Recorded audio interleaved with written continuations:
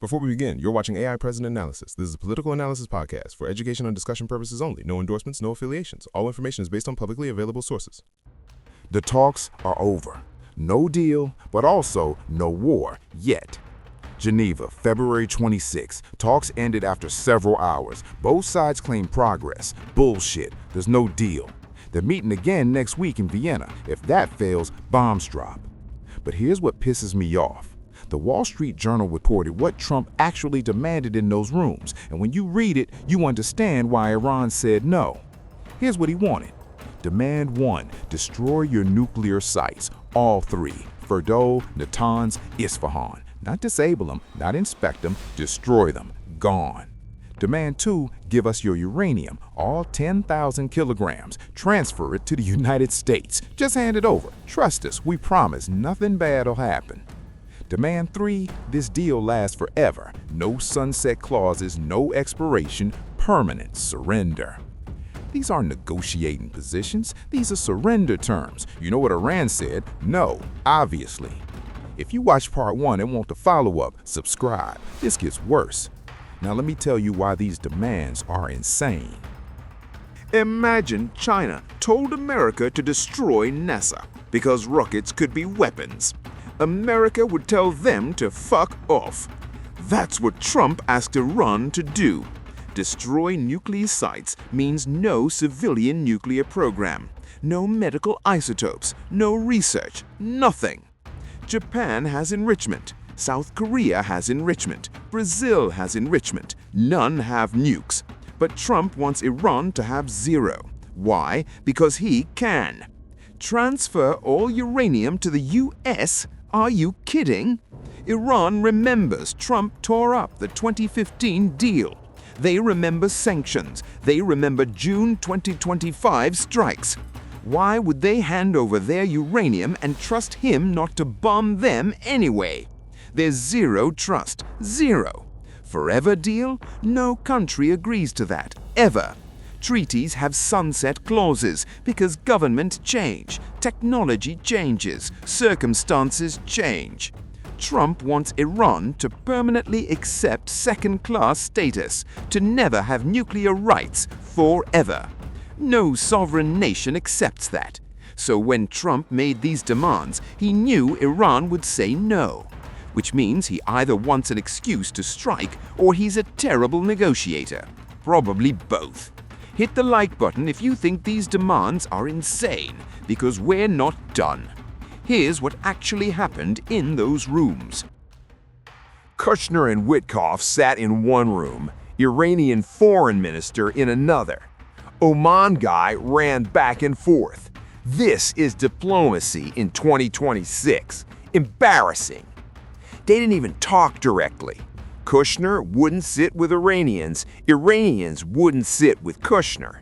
So Oman's foreign minister shuttled between rooms carrying proposals, like children who won't talk to each other.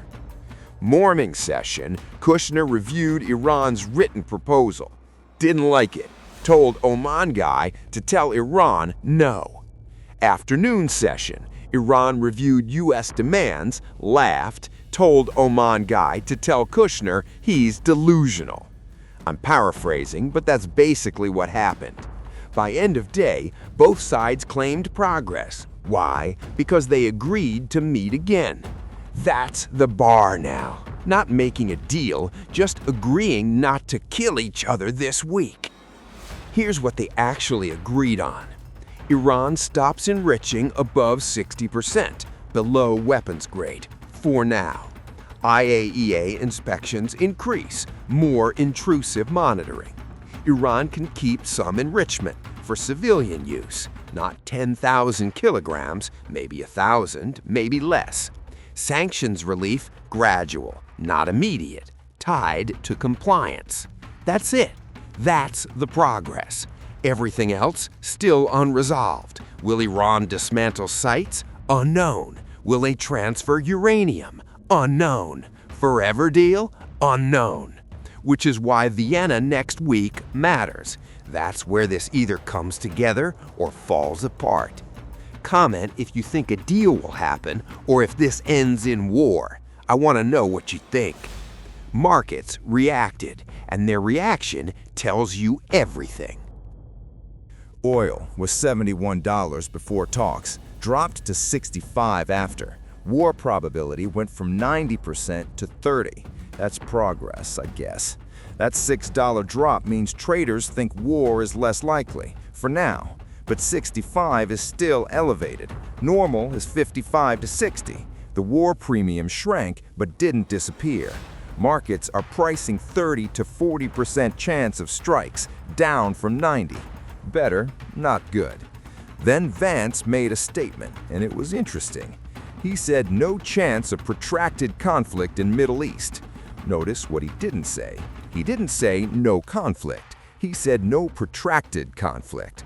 Vance served in Iraq. He knows war. So when he says protracted, he means occupation, ground invasion, years-long commitment. He's not ruling out a strike. He's ruling out staying after, which aligns with scenario 1, limited strike, hit nuclear sites, 3 to 7 days, then leave.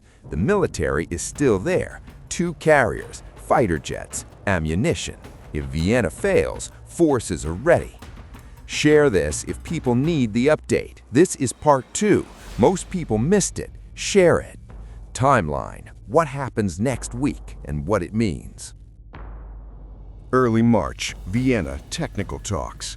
If they succeed, deal by mid-March. If they fail, strike by end of March. That's the timeline. Simple. Vienna talks are not diplomats. They're nuclear scientists, engineers, weapons inspectors. They negotiate technical details. How many centrifuges, what enrichment level, how often inspections. This is where deals happen or die. If Vienna produces agreement, senior officials meet again. Framework deal signed. Sanctions begin lifting. Iran scales back. If Vienna fails, we're back to deadline. Trump decides strike or back down. Late March, either deal or war, no third option. My prediction, deal by mid-March, 55% probability. Why? Because neither side wants war. Iran's economy is collapsing. US doesn't want another Middle East war. Both sides will compromise, not because they like each other, because they have to. Vienna fails, Trump strikes. 30% probability. If technical teams can't agree on verification or enrichment, talks collapse. Trump faces same choice. He chooses strike. Limited, 3 to 7 days, then done.